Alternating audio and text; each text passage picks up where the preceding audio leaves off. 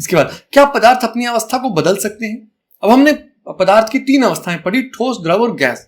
तो क्या पदार्थ अपनी अवस्थाओं को बदल सकते हैं? इसके लिए हम एक उदाहरण ले लेते हैं। जल पदार्थ की तीनों अवस्थाओं में रह सकता है। हमने जल की तीनों अवस्थाएं देखी हैं। ठोस देखा है हमने जल को बर्फ के रूप में, द्रव देखा है हमने जल के रूप में, और गैस हमने उसकी अवस्था देखी है जल वाष्प या भाप के रूप में। तो हम यहां ये देखते हैं कि जल हमारे सामने तीनों रूपों में उपलब्ध है।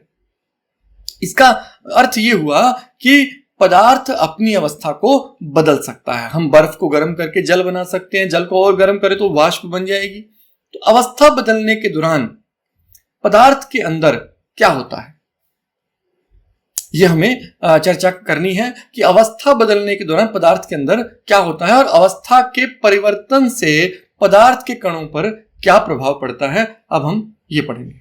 तो सबसे पहले तापमान परिवर्तन पर क्या प्रभाव पड़ता है। यदि हम तापमान बदलते हैं तो क्या फर्क पड़ता है। तो यहां हम पढ़ लेते हैं कि ठोस द्रव में बदलते कैसे हैं।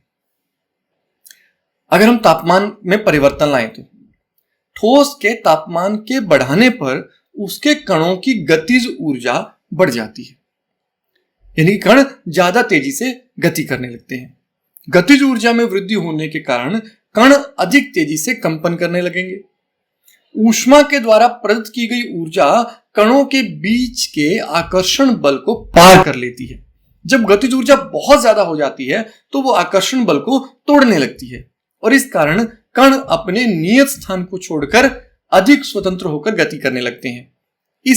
अब एक ऐसी अवस्था आती है जब ठोस पिघलकर द्रव में परिवर्तित हो जाता है। तो यहां आपने देखा कि ठोस को द्रव में बदला जा सकता है। इस बदलने के लिए हम ठोस का तापमान बढ़ाएंगे। ये पहला हमने प्रभाव देखा कि यदि हम तापमान बढ़ाते जाएं तो धीरे धीरे कणों की गतिज ऊर्जा बढ़ जाएगी और एक समय पर ऐसी इतनी ज्यादा गतिज ऊर्जा कणों में हो जाएगी जो अपने बीच के आकर्षण बल को तोड़ देंगे और वो आसानी से अपना स्थान छोड़कर इधर उधर गति करने लगेंगे और ऐसे में पदार्थ की अवस्था बदल जाएगी, वो ठोस से द्रव में बदल जाएगा। तो गलनांक, जिस तापमान पर ठोस पिघलकर द्रव बन जाता है, द्रव बनने लगता है, वह इसका गलनांक कहलाता है। अगर हम जल के लिए कहें तो बर्फ का गलनांक है 273.16 केल्विन। 273.16 यानी कि 0.16 डिग्री सेल्सियस पर बर्फ जो है वो जल में बदलने लगता है। ये एक बर्फ का गलनांक है। इसके बाद अगली बात करते हैं, द्रव गैस में कैसे बदलते हैं। ये तो पीछे हमने पढ़ा कि ठोस द्रव में कैसे बदलते हैं, द्रव गैस में कैसे बदलते हैं अब यहां पढ़ेंगे। द्रव में ऊष्मीय ऊर्जा देते हैं तो कण अधिक तेजी से गति करते हैं। एक निश्चित तापमान पर पहुंचकर कणों में इतनी ऊर्जा आ जाती है कि वे परस्पर आकर्षण बल को तोड़कर स्वतंत्र हो जाते हैं। इस तापमान पर द्रव गैस में बदलना शुरू हो जाते हैं। फिर से एक बार समझिए कि द्रव को भी हम वैसे ही करते हैं कि द्रव को हम गर्म करने लगते हैं, उसे ऊष्मीय ऊर्जा देते हैं, गर्म करते हैं तो कण अधिक तेजी से गति करने लगते हैं। फिर से वैसे ही होगा जैसा ठोस में हुआ था कि कणों की गतिज ऊर्जा बढ़ने लगेगी और एक निश्चित तापमान पर इतनी ज्यादा गतिज ऊर्जा आ जाएगी कि वे परस्पर आपसी आकर्षण बल को तोड़कर स्वतंत्र होकर उड़ने लगेंगे। इस तापमान पर द्रव गैस में बदलना शुरू हो जाएगा और इस तापमान को हम कहते हैं क्वथनांक। तो क्वथनांक क्या है? वायुमंडलीय दाब पर, इसे चाहे तो आप राइट डाउन कर सकते हैं, ये एग्जैक्ट आंसर है, एकदम सही उत्तर है। वायुमंडलीय दाब पर वह ताप जिस पर द्रव उबलने लगता है उसे इसका क्वथनांक कहते हैं। तो जल के लिए क्वथनांक है 373 केल्विन यानी कि 100 डिग्री सेल्सियस है। अब हमने यहां पढ़ा कि यदि हम ठोस अवस्था को ऊष्मा दे दें तो वो द्रव अवस्था में बदल जाएगी। इसी प्रकार द्रव अवस्था को यदि और गर्म करें और ऊष्मा दे दें तो वो गैसीय अवस्था में पदार्थ बदल जाएगा। अब इसका उल्टा भी कर सकते हैं हम, यदि गैसीय अवस्था में पदार्थ को हम ठंडा करें तो वो द्रव अवस्था में बदल जाएगा, यदि द्रव अवस्था को हम और ठंडा करें तो वो ठोस हो जाएगा। इसको आप सरलता से याद रखने के लिए आप इसमें जल का उदाहरण ले सकते हैं। जल को जब हम ऊष्मा देते हैं तो पिघलकर, बर्फ को जब हम ऊष्मा देते हैं तो पिघलकर जल बन जाता है। जब हम जल को और ऊष्मा देते हैं तो भाप बन जाता है। भाप को हम ठंडा करते हैं तो वापस जल बन जाता है और जल को हम जब वापस और ठंडा करते हैं तो बर्फ में बदल जाता है। लेकिन कभी कभी ऐसा नहीं होता, कुछ पदार्थ ठोस से द्रव में बिना बदले सीधे ही गैस में बदल जाते हैं। इस स्थिति को हम कहते हैं ऊर्ध्वपातन। तो ऊर्ध्वपातन क्या है? गर्म करने पर पदार्थ की अवस्था बदल जाती है।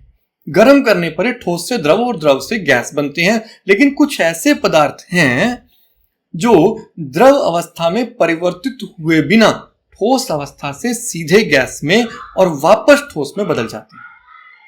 तो अब आपको बिल्कुल राइट डाउन करने के लिए, लिखने के लिए आपके उत्तर में बता रहा हूं, द्रव अवस्था में परिवर्तित हुए बिना ठोस अवस्था से सीधे गैस और वापस ठोस में बदलने की प्रक्रिया को ऊर्ध्वपातन कहते हैं।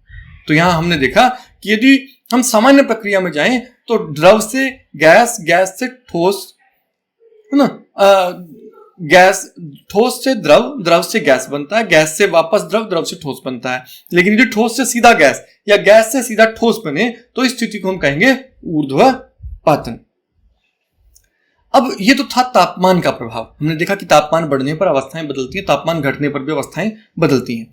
ऐसा ही बिल्कुल होता है दाब के कारण। घटक कणों के बीच दूरी में अंतर होने के कारण पदार्थों की विभिन्न अवस्थाओं में अंतर होता है। यदि हम दबाव डालें तो दबाने से क्या होगा, आप यहाँ उदाहरण में देखिए, यहाँ कण दूर दूर हैं, ये गैस है। अगर हम इसे दबाव के साथ दबाएं जोर से तो दबाने से क्या होगा, कण पास पास आ जाएंगे। पास पास आने पर ये द्रव में बदल जाएंगे। यदि इसे और दबाव से दबाएं तो आप देखेंगे कि बिल्कुल इकट्ठे हो गए आपस में, और ऐसी स्थिति में कण ठोस रूप में बदल जाएगा, द्रव की अवस्था। तो हम यहाँ देखेंगे कि सिर्फ दबाव के बदलने से भी यहां अवस्था को बदला जा सकता है। तो हमने किसी भी अवस्था को बदलने के लिए दो तरीके पढ़े। एक, दाब के बढ़ने और तापमान के घटने पर गैस द्रव में बदल जाती है।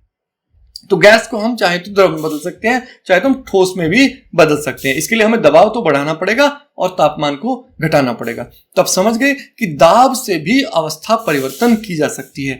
दाब घटाने पर अवस्था बदलने लगती है।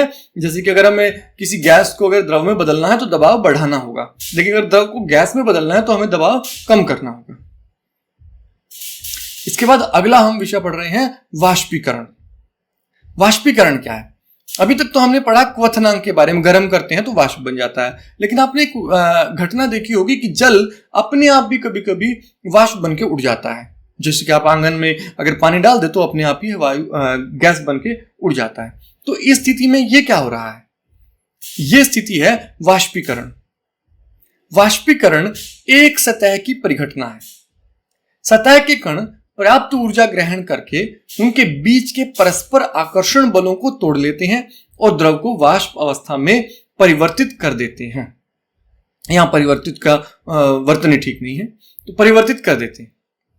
द्रवों में सतह पर स्थित कणों के कुछ अंशों में इतनी गतिज ऊर्जा होती है कि वह दूसरे कणों के आकर्षण बल से मुक्त हो जाते हैं। क्वथनांक से कम तापमान पर द्रव के वाष्प में परिवर्तित होने की प्रक्रिया को वाष्पीकरण कहते हैं। तो आप इसका बिल्कुल सही उत्तर यहां से लिख सकते हैं, क्वथनांक से कम ताप पर द्रव के वाष्प में परिवर्तित होने की प्रक्रिया को वाष्पीकरण कहते हैं। ऐसा क्यों होता है? सतही जो कण हैं, जो द्रवों की सतह पर स्थित कण हैं, वे बाहर से ऊर्जा लेते रहते हैं, अंदर के द्रव से ऊर्जा लेते रहते हैं, और ऊपरी जो सतह के कण हैं उनमें गतिज ऊर्जा इतनी ज्यादा हो जाती है कि अपने पिछले वाले कणों से आकर्षण बल को तोड़कर वो स्वतंत्र उड़ जाते हैं। अब वाष्पीकरण को प्रभावित करने वाले कारक कौन कौन से? क्या हम वाष्पीकरण को बढ़ा सकते हैं?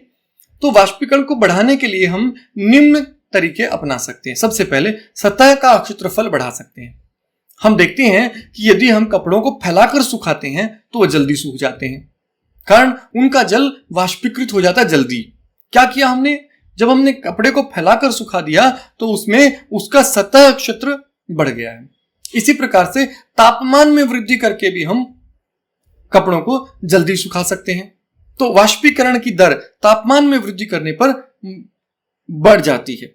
जैसे कि आप देखते हैं अंगीठी के पास यदि आपने सर्दियों में कपड़े सुखाए हैं तो वो जल्दी सूख जाते हैं। गर्मियों में धूप में कपड़े जल्दी सूखते हैं, कारण तापमान अधिक होता है। तीसरा है आर्द्रता में कमी। आर्द्रता में कमी। अब आपने देखा होगा कि वर्षा के दिनों में कपड़े देरी से सूखते हैं, जबकि गर्मियों में कपड़े जल्दी सूख जाते हैं। ये आर्द्रता की कमी की वजह से है। जितनी वायु में नमी कम होगी उतना ही कपड़े जल्दी सूख जाएंगे, कारण वाष्पीकरण तेजी से होगा। इसी तरह वायु की गति में वृद्धि, यदि वायु तेज गति से बह रही है तो वाष्पीकरण की गति भी बढ़ जाएगी। इसी कारण आप देखें तो तेज हवा में कपड़े जल्दी सूखते हैं, जमीन पर पड़ा हुआ पानी जल्दी वाष्पीकृत हो जाता है। तो यह किस कारण हो रहा है? वायु की गति में वृद्धि कारण। तो वाष्पीकरण को प्रभावित करने वाले कारकों की बात करें तो 4 कारक वाष्पीकरण को प्रभावित करते हैं। एक सतहीय क्षेत्रफल, दूसरा तापमान, तीसरा आर्द्रता और चौथा वायु की गति। इसके साथ ही हम देखते हैं वाष्पीकरण के कारण शीतलता कैसे होती है। खुले हुए बर्तन में रखे हुए द्रव में निरंतर वाष्पीकृत होता रहता है। वाष्पीकरण के दौरान कम हुई ऊर्जा पुनः प्राप्त करने के लिए द्रव के कण अपने आसपास से ऊर्जा अवशोषित कर लेते हैं। इस तरह आसपास से ऊर्जा के अवशोषित होने के कारण शीतलता हो जाती है। ऐसा हम अक्सर देखते हैं कि मिट्टी के घड़े में पानी ठंडा होता है। यह भी इसी कारण है कि वाष्पीकरण हो रहा है और वाष्पीकरण अंदर के कणों से ऊर्जा लेकर उड़ रहे हैं, तो अंदर के कणों में ऊर्जा कम हो जाएगी। गर्मियों में हमें सूती कपड़े क्यों पहनने चाहिए? शारीरिक प्रक्रिया के कारण गर्मियों में हमें ज्यादा पसीना आता है। यह हमारा शरीर शीतलन प्रक्रिया, हमारे शरीर की ठंडा होने की प्रक्रिया है, जिससे हमें शीतलता मिलती है।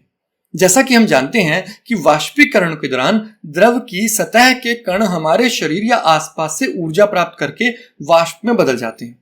वाष्पीकरण की प्रसुप्त ऊष्मा के बराबर ऊष्मीय ऊर्जा हमारे शरीर से अवशोषित हो जाती है, जिससे शरीर शीतल हो जाता है। तो जब पसीना वाष्पीकृत होता है तो वो हमारे शरीर की ऊर्जा लेकर वाष्पीकृत होता है। अब चूंकि सूती कपड़ों में जल का अवशोषण ज्यादा होता है, इसलिए हमारा पसीना इससे अवशोषित होकर वायुमंडल में आसानी से वाष्पीकृत हो जाएगा। जितना ज्यादा जल्दी कोई चीज वाष्पीकृत होगी, पसीना जितनी जल्दी वाष्पीकृत होगा, उतनी जल्दी हम शीतलता का अनुभव करेंगे। इसीलिए सूती कपड़े पहनने हमें ज्यादा शीतलता महसूस होती है, क्योंकि सूती कपड़े वाष्पीकरण की गति को बढ़ा देते हैं, क्योंकि वो स्वयं जल को अवशोषित करते हैं, उसके बाद वाष्पीकृत होने लगते हैं हमारे शरीर की ऊष्मा के द्वारा। तो अगला हम विषय लेते हैं कि बर्फीले जल से भरे गिलास के बाहरी सतह पर जल की बूंदें क्यों नजर आती हैं। आपने देखा होगा जब पानी का गिलास या बहुत ठंडा पानी हम गिलास में डाल देते हैं, या फ्रिज में से एक पानी की बोतल निकालकर हम बाहर रखते हैं, थोड़ी देर बाद उसके बाद आसपास बहुत सारा पानी जमा हो जाता है। तो किसी बर्तन में हम जब बर्फीला जल रखते हैं तो जल्द ही बर्तन की बाहरी सतह पर हमें जल की बूंदें नजर आने लगेंगी।